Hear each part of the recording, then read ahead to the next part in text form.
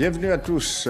Afrique Presse, l'actualité en débat sur RFI et TV5 Monde. C'est avec Denise Epoté de TV5 Monde, Laurent Larcher, La Croix, et puis Louis Magloire Kemayou du Club de l'information africaine. Et c'est au tour de 3 sujets cette semaine. La RDC, notamment la capitale Kinshasa, secouée par des violences meurtrières lors de manifestations anti-Kabila. C'était en début de semaine. Au Gabon, le contentieux électoral, toujours suspendu au verdict de la Cour constitutionnelle. La Haute Cour n'a pas encore statué au moment où nous enregistrons Afrique Presse ce vendredi matin. Et puis le Dirty Diesel, le diesel sale en bon français, eh bien c'est le titre donné à un rapport qui révèle un scandale de pétrole toxique écoulé en Afrique par des négociants de matières premières suisses. D'abord Kinshasa, la capitale de la RDC, qui a connu lundi et mardi une éruption de violence lors de manifestations d'opposants pour réclamer le respect de l'alternance au pouvoir. Le sujet est résumé par Philippe Randriana Rimanan de TV5 Monde. Retour au calme dans la capitale congolaise après 2 journées de violence qui ont fait officiellement 32 morts. L'opposition réclame le départ du président Joseph Kabila à la fin de son 2e et dernier mandat dans 3 mois. Mais le scrutin présidentiel est irréalisable dans les délais constitutionnels. La situation a dégénéré lors de la manifestation de lundi.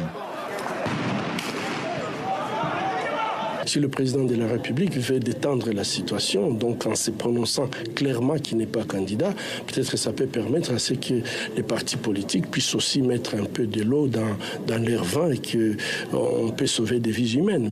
Si le gouvernement veut élargir l'enquête aux forces de sécurité, responsables de la mort de 37 personnes selon Human Rights Watch, il condamne par ailleurs les personnes qui veulent se faire justice. Pas de quoi réduire la fracture politique qui s'est aggravée après les incendies de plusieurs sièges et permanences de partis, celui du pouvoir et ceux de l'opposition, en particulier celles réunies dans le Rassemblement et qui refusent le compromis, comme le FONUS. Il n'est pas correct de mettre même dans la tête qu'un groupe de gens peuvent se réunir quelque part pour faire jaillir un accord politique qui va prendre le dessus sur la constitution de la République démocratique du Congo. C'est chose impossible. La RDC est dans l'impasse, les discussions nationales un peu plus discréditées après le départ de l'Église catholique pour faire le deuil et rechercher un consensus plus large. Voilà, 32 morts, 32 morts, dont 4 policiers selon les autorités, Denise, plus d'une centaine de tués selon l'opposition.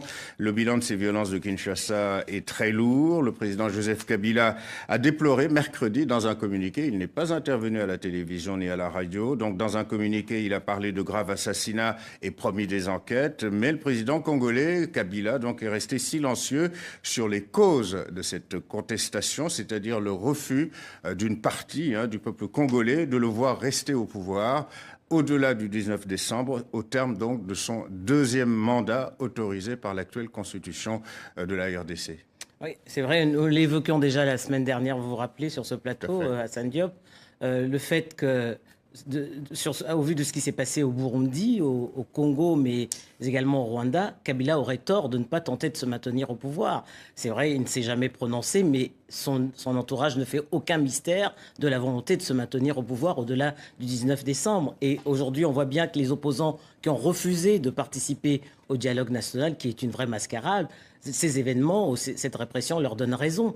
On peut se féliciter aujourd'hui que la secrétaire générale de la francophonie appelle les partis à respecter la Constitution. C'est la première fois que Michaël Jean le fait. Mais est-ce que Kabila entendra ce message? Et c'est très bien que la francophonie n'a aucun moyen de pression. La seule chose qu'elle peut faire, c'est d'exclure la RDC de la francophonie. Mais qu'est-ce que ça fera? Qu'est-ce que ça aura comme conséquence? Absolument. Alors Laurent, toujours dans ce communiqué de Kabila, eh bien, le président congolais explique que la seule façon d'épargner, dit-il, au peuple des souffrances injustifiées, c'est le dialogue national qu'il a préconisé.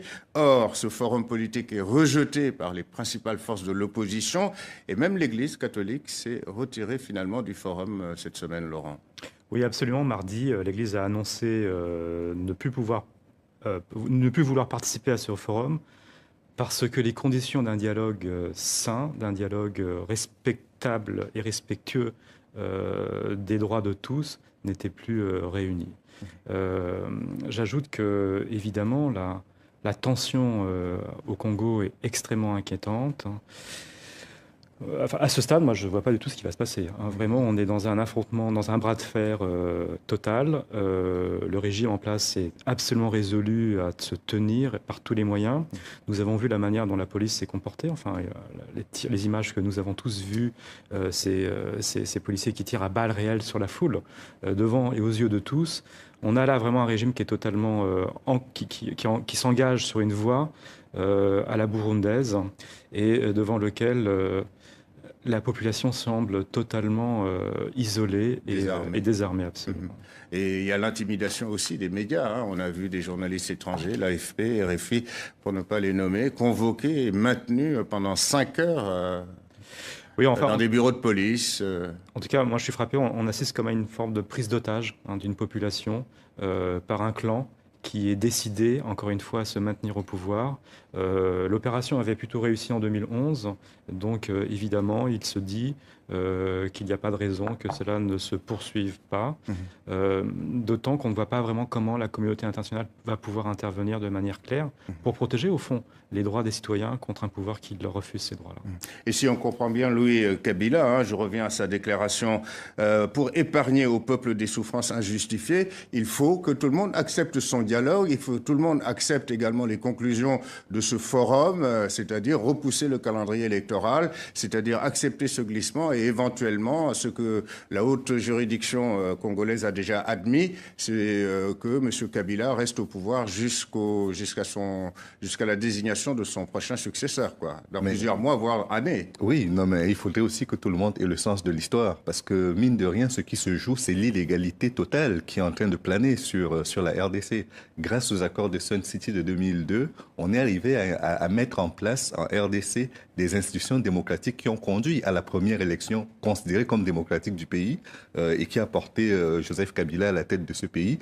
Mais depuis, toutes ces institutions sont devenues illégales. Elles sont hors la loi aujourd'hui. Il n'y a que le président qui a encore un mandat légitime. Et donc, vous avez les jusqu'au 19 décembre. Jusqu'au 19 décembre. Donc, ce qui se joue ici, c'est qu'après avoir été le premier président démocratiquement élu du pays, il risque d'être le premier président qui va plonger toutes les institutions du pays dans l'illégalité. C'est à ça que ça se joue aujourd'hui. Et malheureusement, autour de lui, il a beaucoup de voisins qui ne voient pas d'un très mauvais œil que ce président-là, très faible, reste au pouvoir. Je pense à l'Angola, qui pourrait pomper son pétrole. Je pense au Rwanda, qu'on ne cite plus dans toutes les exactions qui se produisent à l'est du pays, et à l'Ouganda, pourquoi pas. Donc ça fait qu'aujourd'hui, on est face à un pays qui est un géant, mais très affaibli, notamment à sa tête, et donc qui est la proie de ses voisins, et malheureusement qui plongera dans l'illégalité totale si rien n'est fait.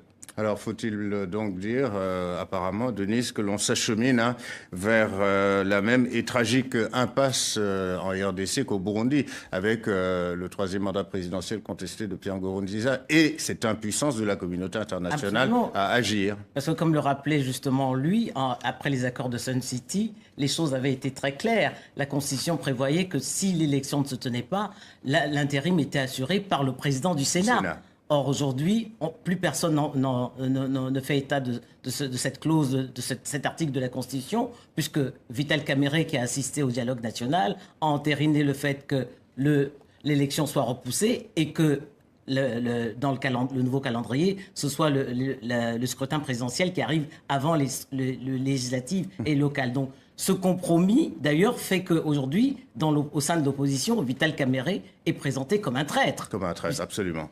Et qui renforce la colère, évidemment, de cette opposition. Voilà, histoire à suivre, hélas, histoire tragique peut-être, donc en RDC. On passe au Gabon, et au moment, je vous le rappelle, où nous enregistrons Afrique Presse